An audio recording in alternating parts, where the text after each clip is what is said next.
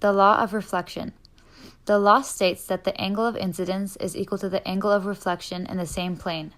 For example, if our incident ray is at 60 degrees, then the reflected ray will reflect off the mirror at 60 degrees as well. Images formed from a plane mirror are considered virtual images, which appear to be behind or inside the mirror itself. The light rays coming from the gummy bear will reflect off the mirror at the same angle, instead of going through the mirror. Characteristics of a plane mirror are the image is the same size, upright, and the same distance away. Characteristics of a concave or converging mirror. The principal axis is an imaginary line which runs through the vertex perpendicular. Any rays that run parallel to the principal axis will reflect through the focal point. The distance between the vertex and focal point is called the focal length. C represents the center of curvature if the shape was cut out of a sphere. The radius of the curvature is the distance from the mirror to C.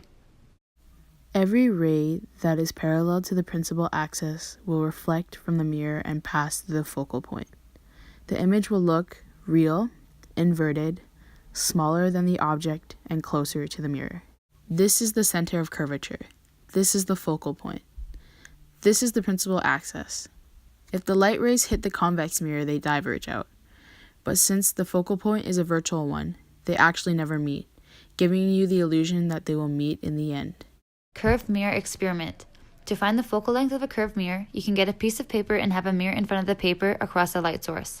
The mirror will then reflect the light source onto the paper. To get the image to focus, you would move the mirror closer or farther, and the image will focus. And that distance from the mirror and paper is called the focal length. Refraction. When light converges or comes together, it is called refraction. Refractive index.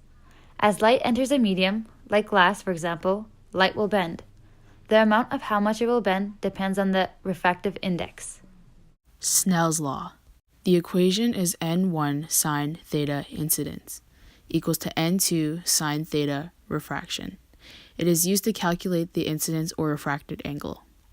N equals index of refraction of the medium into which the light is moving. N1 equals the incidence medium. N2 is the refracting medium. This relationship is true for all angles that are greater than 0. Convex lens, also known as a double convex lens because it has two sides that are curved outwards. When light rays pass through the lens, the rays refract and converge. Depending on where the object is placed, the object characteristics will change.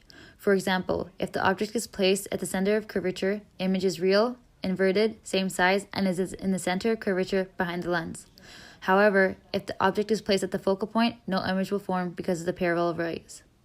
Characteristics include virtual, upright, bigger, and behind the object. Concave lens, also known as a double concave lens because it has two sides that are curved inwards. When light rays pass through the lens, the rays refract and diverge. Because the light rays diverge, the lens will never create a real image. Characteristics include virtual, upright, smaller, and between the focal point and lens. The mirror equation. The mirror equation is 1 over the object's distance plus 1 over the image's distance equals to 1 over the focal point. Part 2 of the mirror equation is magnification. M is the ratio that compares the height of the image to the height of the object. This can be solved either with the height of the object or the distance right here.